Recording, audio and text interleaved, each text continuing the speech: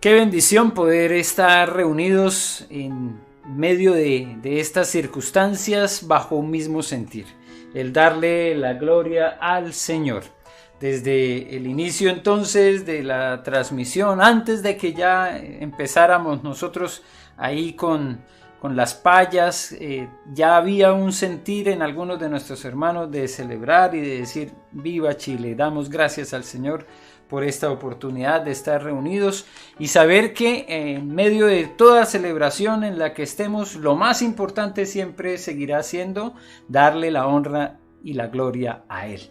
Así como lo hemos estado haciendo a través del estudio de la palabra, también ahí nosotros damos gloria al Señor, porque reconocemos que este mensaje fue escrito de una manera bien particular, bien especial, para que aún 2000 años después de haber estado escribiéndolo estos autores que el Señor utilizó para escribir la Biblia, todavía hoy nosotros podamos ser bendecidos por ese mensaje. Que este mensaje siga siendo para nosotros una oportunidad para vivir de acuerdo a lo que el Señor nos ha dictaminado, de acuerdo a su voluntad. Por eso lo que veíamos la semana pasada es tan importante, es fundamental que como hijos de Dios escuchemos la palabra, que lo que recordamos nosotros cuando leemos la palabra es que hay una posibilidad bien grande de vivir equivocados, y es cuando no estamos entendiendo el mensaje. Estos escribas que se acercaron a Jesús para hacerle la pregunta no conocían realmente las escrituras, aunque como escribas eran los encargados de hacer las transcripciones. Imagínense, es decir, ellos en su labor y en su función tenían que leer tan meticulosamente la escritura y tener tanto cuidado, porque cuando ellos sacaban una copia, recuerden que estamos hablando de una época muy anterior, hace 2000 años prácticamente, cuando no existían fotocopiadoras ni imprentas. Entonces ellos transcribían, y cuando transcribían se aseguraban de que al pasar una sección todas las palabras fueran iguales, contaban las palabras. Entonces de esta manera ahora nosotros lo podemos hacer a través de versículos, pero en ese entonces no había división de versículos ni de capítulos, así que ellos tenían que contar una por una las palabras para no pasar por alto alguna de ellas. Esa era la forma de fotocopiar, transcripción completa. Y eso hacían los escribas, tenían que estar tan dedicados a lo que hacían para no distraerse, porque no sé si a ustedes les ha pasado que están haciendo alguna escritura y pasa algo, se distraen y al rato vuelven y dicen: yo qué era lo que estaba escribiendo, qué era lo que iba a decir. Y en un momento de distracción uno puede cometer errores, suprimir frases, suprimir palabras.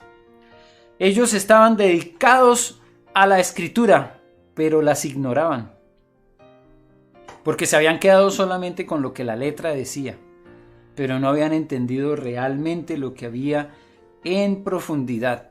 Y otra cosa que también ellos habían olvidado: no solamente ignoraban las escrituras, sino ignoraban el poder de Dios.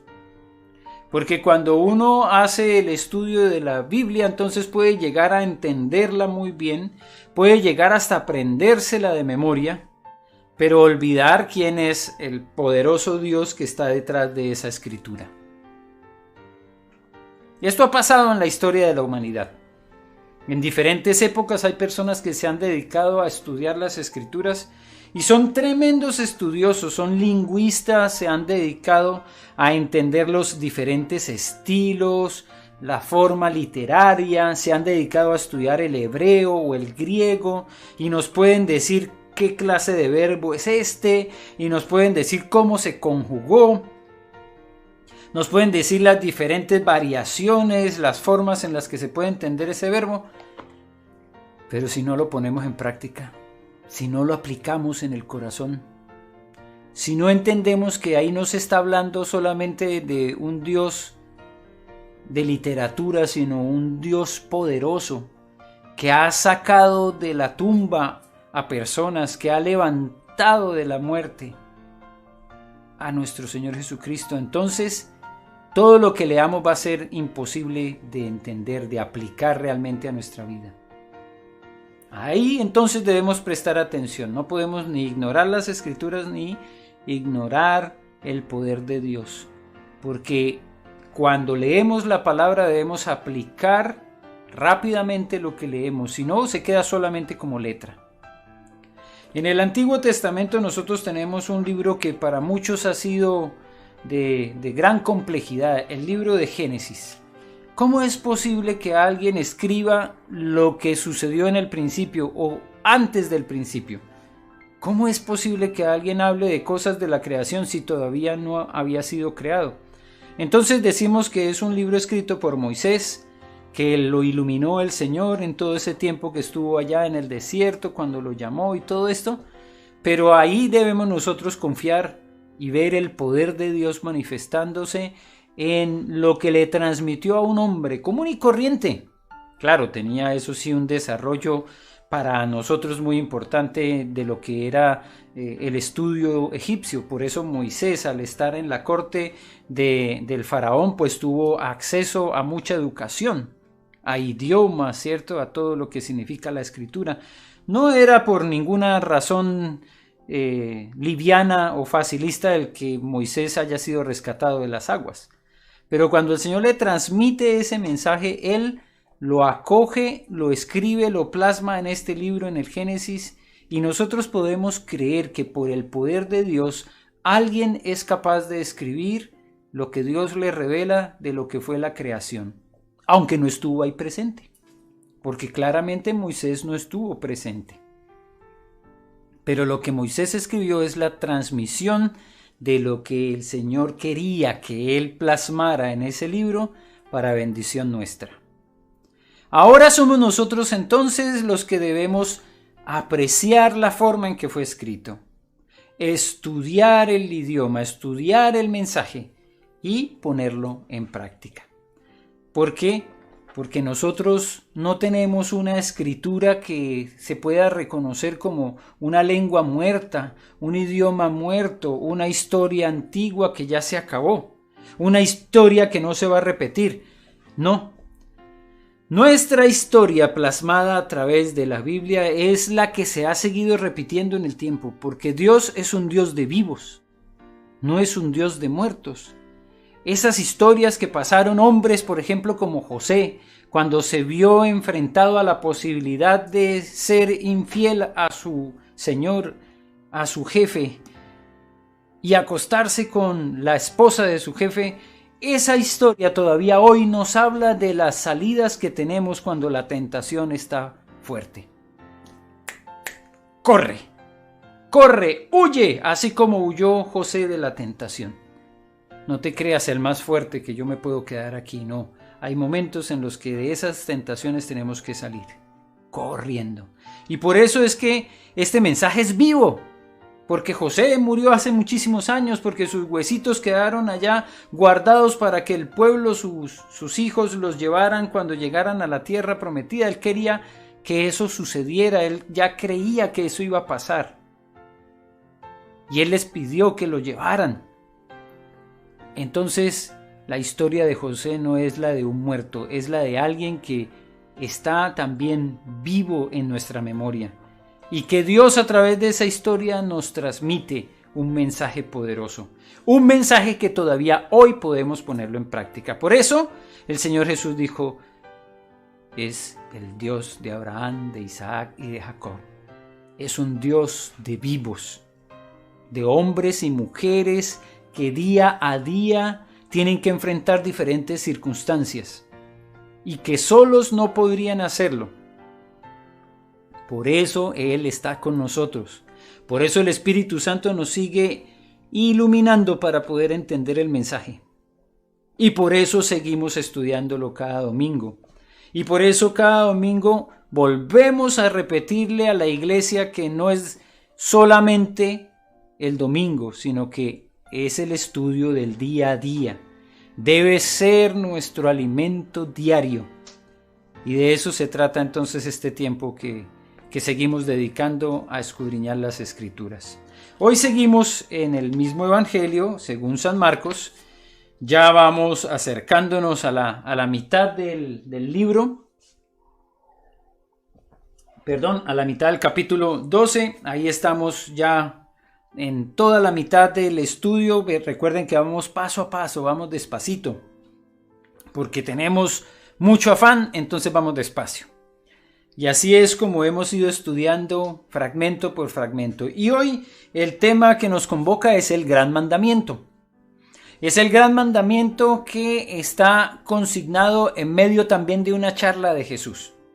Este gran mandamiento entonces es como la visión que tenemos del texto bíblico, ¿cierto? Que nos ayuda a verlo en el corazón del mensaje, en lo que es fundamental, lo que es realmente importante. Por eso esa imagen es tan llamativa, ¿cierto? Como una lupa que al reflejarse en la Biblia, su sombra es un corazón. Y es el corazón del mensaje que hoy esperamos encontrar, que está en San Marcos capítulo 12, versículos 28 al 34. Capítulo 12, versículos 28 al 34. Voy a permitirme leer entonces en Reina Valera. Dice: acercándose uno de los escribas que los había oído disputar y sabía que les había respondido bien, le preguntó: ¿cuál es el primer mandamiento de todos? Jesús le respondió: el primer mandamiento de todos es: oye Israel, el Señor nuestro Dios, el Señor uno es, y amarás al Señor tu Dios con todo tu corazón y con toda tu alma y con toda tu mente y con todas tus fuerzas. Este es el principal mandamiento. Y el segundo es semejante: amarás a tu prójimo como a ti mismo. No hay otro mandamiento mayor que estos. Entonces el escriba le dijo: bien, maestro, verdad has dicho, que uno es Dios y no hay otro fuera de él. Y el amarle con todo el corazón, con todo el entendimiento, con toda el alma y con todas las fuerzas, y amar al prójimo como a uno mismo, es más que todos los holocaustos y sacrificios. Entonces Jesús, viendo que había respondido sabiamente, le dijo: no estás lejos del reino de Dios. Y ya ninguno osaba preguntarle. Oremos. Bendito Señor, gracias por esta porción de tu palabra que acabamos de leer. Siempre oramos al inicio del estudio de este pasaje y de cada uno que estudiamos los domingos, porque necesitamos entenderlo, necesitamos aplicarlo, ponerlo en práctica. Y por eso oramos para que tu Espíritu Santo nos ilumine, que sean tus palabras y que no sean las mías, y que podamos entenderlas para vivenciarlas esta semana, cada día de nuestras vidas. Por eso en tus manos entregamos este tiempo y te damos gracias en el nombre de Jesús. Amén y amén. Muy bien, aquí encontramos una verdadera inquietud. ¿Y por qué digo que es una verdadera inquietud? Porque recuerden que la semana pasada, en la pregunta sobre la resurrección, se hizo una pregunta, pero que era hipotética. Era tremendamente hipotética. Cuando vinieron los escribas, dice que estos hombres y los saduceos que hacían las preguntas buscaban muchas veces tentarle a Jesús. Los fariseos en otras ocasiones también habían hecho preguntas capciosas, tratando de ver en qué error incursionaba Jesús. Lo que dice el texto que leíamos la semana pasada es que le preguntaron sobre la resurrección, aunque ellos, los saduceos, no creían en la resurrección. Ellos estaban entonces tratando de encontrar una justificación para menospreciar a Jesús como líder, como maestro. Ya otros decían que era profeta, como Señor. Entonces, aquí hay alguien que sí viene con una pregunta que es realmente válida. Es un escriba, un meticuloso, uno de estos que se preocupaban por entender el mensaje. Y este entonces se acerca, habiendo escuchado la discusión que había tenido Jesús con los saduceos sobre la resurrección. Y dice el texto que él los había escuchado y sabía que había respondido bien, porque este hombre sí se preocupaba por las escrituras. no solamente por transcribirlas, sino por entenderlas. Entonces hace una pregunta que sí es válida, que sí es contundente, que sí tiene sentido para alguien que realmente está preocupado por entender y por poner en práctica el mensaje. ¿Cuál es el primer mandamiento de todos? ¿Cuál es entonces el más importante? Aquí entonces nosotros debemos entender que cuando habla del primer mandamiento no está enumerando, no es en orden, no está preguntando, es que hasta el momento nosotros aprendimos los mandamientos y de pronto están en desorden. El último que dice que no matarás, entonces de pronto es el primero. O ese mandamiento que hablaba tanto de lo que significaba respetar, honrar a padre y madre, de pronto ese era el primero. No era una pregunta sobre el orden, era una pregunta sobre la importancia. ¿Cuál es el más importante de todos? ¿Cuál es el primero? ¿Cuál es el fundamental? Esa inquietud entonces nosotros la entendemos a veces como parte de lo que eran los 10 mandamientos, las tablas. Por eso quería mostrar esa imagen de las tablas que a veces nosotros ejemplificamos con 2 tablas así hasta ovaladas, las que trajo Moisés. Pues ni siquiera estamos seguros qué clase de tablas eran, si eran rectangulares, si eran cuadradas, si eran ovaladas. Pero no son los 10 mandamientos solamente los que se refiere este escriba, porque cuando él está hablando de el mandamiento, entonces nosotros muchas veces pensamos directamente en los 10. Pero resulta que habían 613 mandamientos que el liderazgo de la época, que los fariseos, que los saduceos, que los escribas, se habían dedicado entonces a dejar muy en claro al pueblo que eran los que ellos debían guardar. 613. Si para uno que normalmente tiene una lucha con aprenderse los 10 mandamientos y sobre todo el orden, porque a veces nos preguntan ¿y cuál es el cuarto? Y uno empieza imagínense lo que era tener 613 mandamientos. A veces nosotros hoy en día pensamos que 10 mandamientos son demasiado también. Uy, no, pero es que es mucho. Pues Jesús entonces se encarga de hacer una simplificación, ¿cierto? Y poner todos los mandamientos, no solamente los 10, sino los 613 que ellos conocían. Y los que a veces nosotros nos hemos encargado de sumarle a esos 613, simplificarlos en 2 versículos que no toman del texto en donde están los mandamientos, que es Éxodo 20, sino que él los toma de una escritura también de Moisés, pero en Deuteronomio capítulo 6, versículos 4 y 5. Cuando Jesús habla entonces y le da la respuesta, el primer mandamiento de todos es: oye Israel, el Señor nuestro Dios, el Señor uno es. Está citando textualmente Deuteronomio capítulo 6, versículos 4 y 5. Leámoslo como dice: oye Israel, Jehová nuestro Dios, Jehová uno es. Y amarás a Jehová tu Dios de todo tu corazón y de toda tu alma y con todas tus fuerzas. Ese es el texto entonces que cita Jesús y es reconocido como la Shema. La Shema, que es el mensaje transmitido por Moisés al pueblo de lo que ellos como padres tenían que transmitir a sus hijos, y no solamente a sus hijos sino también a sus nietos. Recuerden que aquí hay un texto claramente para nosotros orientador sobre cómo se llevan a cabo las relaciones familiares en el contexto de la palabra de Dios. No vamos a hablar de las relaciones familiares en el contexto de este mundo, porque ahí a veces nosotros encontramos muchas y graves diferencias.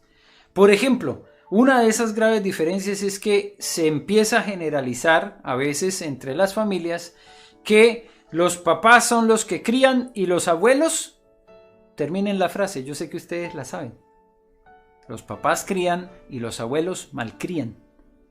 Mentiras. Ese es un mensaje que se nos ha querido transmitir como si fuera positivo, pero no lo es. Aún en la Escritura nosotros encontramos una indicación de la responsabilidad que tienen los abuelos de conducir también, no solamente a sus hijos, sino también a sus nietos en el camino del Señor. Y eso lo recuerda la Shemá en Deuteronomio capítulo 6. El ejemplo debe venir desde la casa, y la casa no son solamente los padres, sino también los abuelos. Así que eso es lo que transmite Jesús. Le da a este hombre un mensaje en el cual no hay duda de la sabiduría del Señor, porque no le cita ni los 10 directamente, no le cita los 613 mandamientos, sino le cita la Shema, que es la transmisión de la voluntad de Dios para su pueblo. ¿Y cuál es esa voluntad? Que ames al Señor tu Dios con todo tu corazón, con toda tu alma y con toda tu mente y con todas tus fuerzas. Y que también ames a tu prójimo como a ti mismo. Y lo se encierra entonces en un solo mandamiento.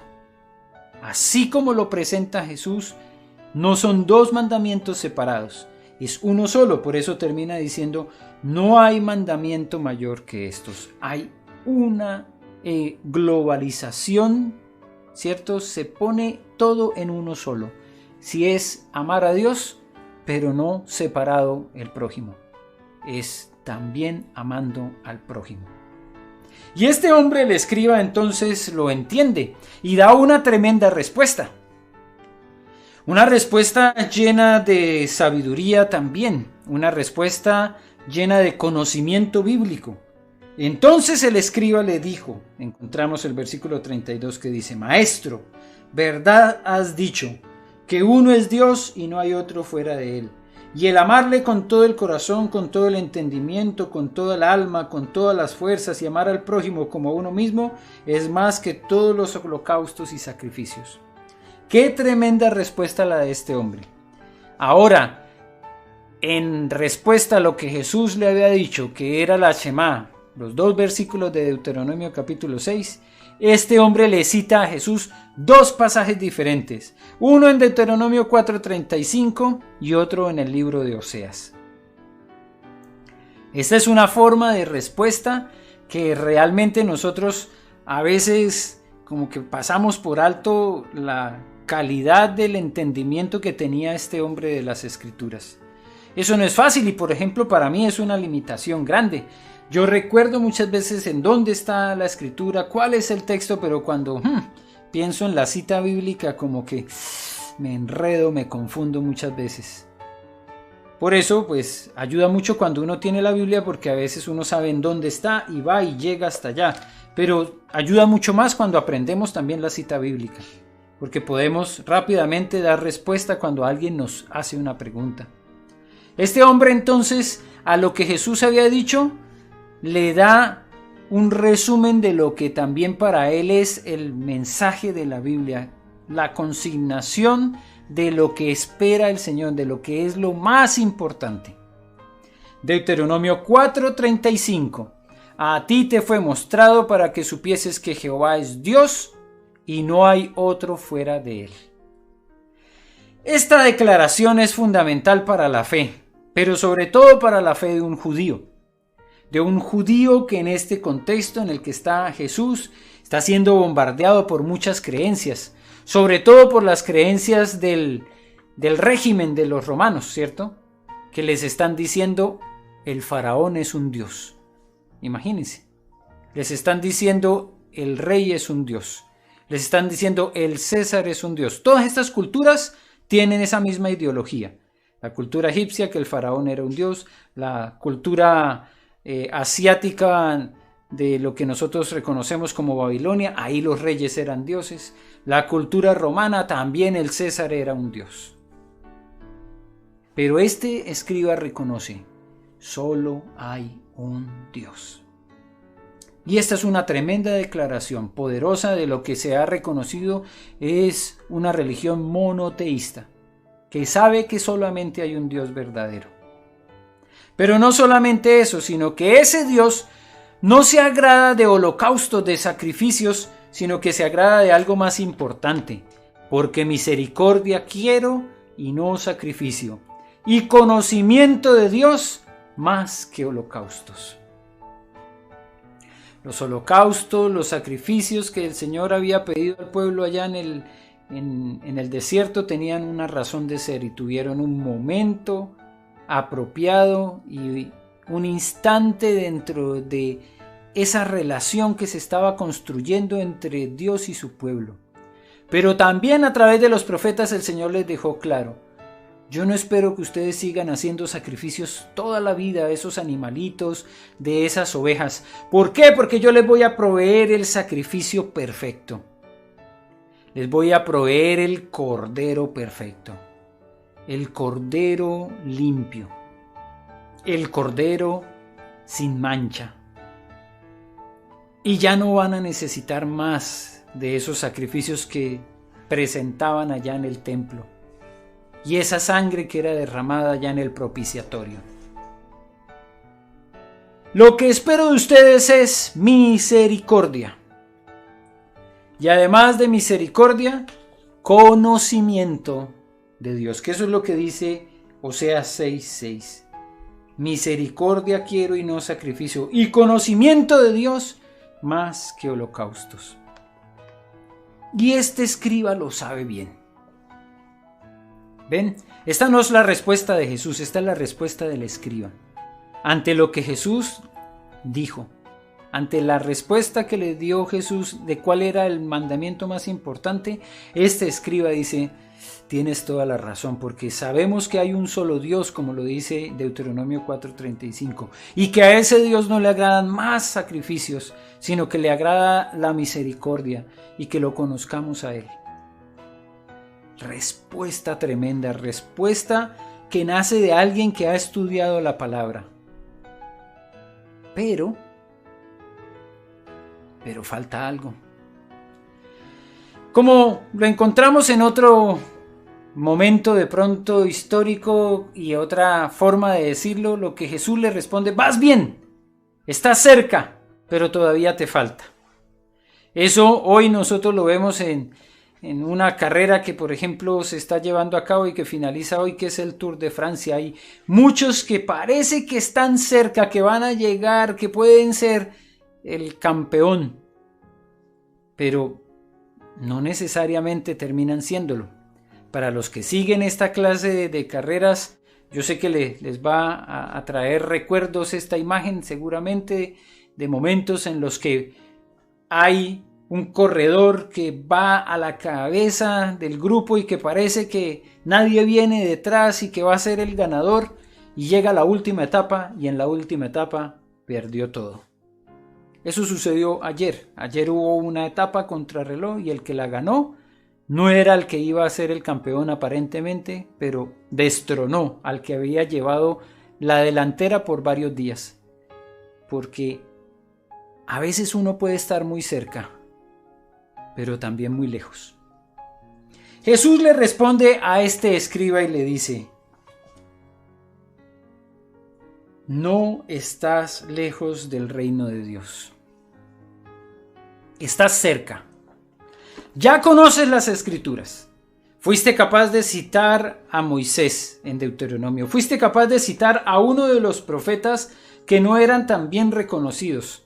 Era uno de los profetas que había sido menospreciado también. Un profeta que había escrito de su propia relación con una mujer prostituta. Y les había dicho que esa relación era la de Dios con ellos como pueblo. Es decir, les había dicho que el pueblo era una prostituta. Así que no era de los profetas más apreciados. Porque era un pueblo era un profeta que le había dicho al pueblo que su condición, ¿cierto?, distaba mucho de lo que se esperaba fuera la esposa, la novia. No, se habían prostituido, se habían ido a otros dioses. Pero este escriba cita a este profeta, conoce la Escritura, y sin embargo, todavía le falta. Está cerca, es decir, no está lejos del reino, pero no estás en el reino. Y este es el momento en el que nosotros tenemos que hacer también nuestra aplicación. Aquí tenemos que hacer nuestro autoexamen. ¿Conocemos mucho de la Escritura? Puede ser que sí, puede ser que no. Hay ocasiones en las que sirve mucho tener esos textos bíblicos en la mente, en el corazón, saber en dónde está Génesis y en dónde está Apocalipsis, ser capaz de encontrar un libro de esos de los profetas menores que son tan complejos como Joel, por ejemplo. ¿En dónde está Joel? ¿Dónde lo encuentro? Pero eso te significa conocer más a Dios. ¿Conoces realmente a Jesús como tu Señor, como tu Salvador? ¿O estás lleno de conocimiento bíblico que no sirve para nada? Que apenas te acerca, pero que no te lleva al reino. Aquí entonces debemos analizar cómo es nuestra relación con los demás, con nuestro prójimo. Porque si estamos diciendo que el gran mandamiento es amar a Dios y a nuestro prójimo, entonces rápidamente nosotros tenemos, haciendo un autoexamen, que reconocer que es un solo mandamiento y que no podemos separar los dos y decir: yo amo mucho a Dios, pero a mi vecino lo odio con todo mi corazón. Pero a mi prójimo yo le deseo la muerte. Porque ahí no hay coherencia, algo falta. Estás cerca, pero no tienes todavía una visión real de lo que es el reino de Dios. Así que hoy tenemos que analizar esto, porque este escriba, el Señor Jesús le dijo, estaba cerca. No estás lejos del reino de Dios, porque conoces la Escritura, porque sabes muy bien en dónde está Deuteronomio, quién era Oseas, quién es el Dios verdadero, que es uno solo, que no se agrada de sacrificios. Pero, ¿estás teniendo misericordia? ¿En dónde está la aplicación verdadera de lo que sabes, de lo que has leído, de lo que conoces? ¿Eres capaz de decir cuál es el séptimo mandamiento? ¿El segundo? ¿El tercero? ¿Conoces los 613? Puede ser que sí. Puede ser que nos conozcamos los 613 y seamos capaces de mencionar cuál era el 345. Pero si no lo estás aplicando a tu vida, todavía estás lejos. Todavía estás lejos. Estás cerca, pero no estás en el reino. Y por eso es que necesitamos seguir estudiando la palabra para que nuestra visión sea la verdadera visión del reino, la que nos hace ver cómo es que Dios ve las cosas. Eso es lo que la palabra del Señor nos dice. Por eso, cuando hablamos de el prójimo, es tan importante poder compartir con lo que dice la Escritura quién es nuestro prójimo. Porque a veces nuestro prójimo es el que se sienta al lado mío en la banca o en la silla de la iglesia. Ese es mi prójimo. O mi prójimo es el que vive conmigo en mi casa. Pero Jesús enseñó muy bien quién era el prójimo. Dio una clara instrucción de quién era el prójimo. Era alguien que hasta podía ser considerado como un enemigo. ¿En dónde enseñó Jesús quién era el prójimo? En la parábola, en la historia del samaritano. ¿Cuándo habló Jesús de quién era el prójimo? Cuando nos dijo, amad a vuestros enemigos. Porque no tiene nada de especial amar a nuestros amigos. Eso es fácil. Lo difícil es amar a nuestros enemigos. Y ahí es donde Jesús nos enseña qué es visión de reino. Pensar con el corazón del reino. Ver cómo lo ve Jesús. Y ahí entonces el gran mandamiento tiene sentido. Ahí entonces podemos nosotros ver que si bien amamos a Dios, la forma en la que se evidencia nuestro amor a Dios es cuando amamos a nuestro prójimo. Es cuando podemos ver el amor de Dios reflejado también en otros.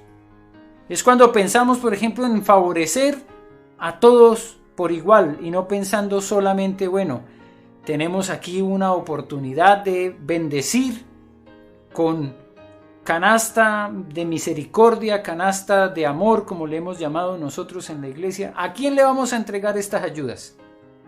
única y exclusivamente a los nuestros? ¿O pensamos en los que realmente tienen una necesidad? Así lo hemos intentado hacer, por ejemplo, nosotros como iglesia, y gracias al Señor por ese reporte que nos dio, por ejemplo, esta semana, Julio, de cómo hemos aportado para bendecir a familias que ni siquiera tienen nada que ver con la iglesia. Nada. Supimos de alguien en Puente Alto que estaba vendiendo sus juguetes, los juguetes de sus hijos, para recibir dinero para poder sustentarse. El Señor permitió que entráramos en contacto con él y le enviamos una canasta. ¿Por qué? Porque ese es el reino de Dios. Así es como lo concebimos. No solamente pensar en nuestro prójimo como el que está aquí al lado, sino aquel que necesita. Y por eso es que nosotros vemos la labor de la iglesia como una labor que constantemente se va ampliando y que va tomando otras formas. Y es que no podemos solamente pensar en ayudar aquí en este contexto a nosotros, a los nuestros, a los que están a mi lado, sino que el mandato del Señor fue a ir a todas las naciones. Y cuando el Señor nos lo permita, entonces estaremos cada vez más ampliándonos para llegar con el mensaje salvador, para aportar al desarrollo del Evangelio en la medida de nuestras capacidades. Lo hicimos cuando apoyamos a Jeff en su misión en Uruguay. Lo hacemos cuando estamos apoyando también a Tomás en la misión que se lleva a cabo en India y en Nepal. Lo hacemos con estos misioneros que están allá en África. Y lo seguiremos haciendo, entendiendo que nuestra visión no es aquí local ni pequeñita, sino que nuestra visión es la del Señor, que es la tierra, que es llevar el mensaje a toda criatura. Porque el amor de Dios es el que nos motiva a hacer esto. Porque no podemos quedarnos solamente con decir amamos mucho a Dios, pero a nuestro prójimo no queremos tener nada con él. Que el Señor nos ayude a tener esa visión. Es una visión de reino que hace que podamos encontrar sentido en muchas cosas que a veces no lo tienen. ¿Por qué nos vamos a dedicar o a preocupar por otros que no están aquí a nuestro alrededor? ¿Por qué? Porque es lo que el Señor nos ha mandado a hacer. Porque es muestra práctica de lo que significa amar a Dios y a nuestro prójimo. El más grande mandamiento, el más importante. Bendito Señor, te damos gracias por esta oportunidad de escudriñar tu palabra. Ayúdanos a entender qué tan cerca estamos, de entender realmente lo que es la visión del reino, de ver el reino y estar en el reino. Podemos estar como este escriba, no muy lejos, pero todavía no haberlo entendido, todavía no haber realmente aplicado a nuestra vida lo que es más importante. No es fácil, pero en esta tarea no estamos solos. Tú has prometido que estarías con nosotros todos los días hasta el fin del mundo. Y estamos agradecidos porque en esa compañía podemos ver que hay oportunidades día a día de ver las cosas como tú las ves y de tener el reino de Dios como lo más importante, buscar el reino de Dios y su justicia. Y eso que sea primeramente fundamental para nuestras vidas. Ayúdanos, Señor, a verlo como tú lo ves. Te lo pedimos en el nombre de Jesús. Amén.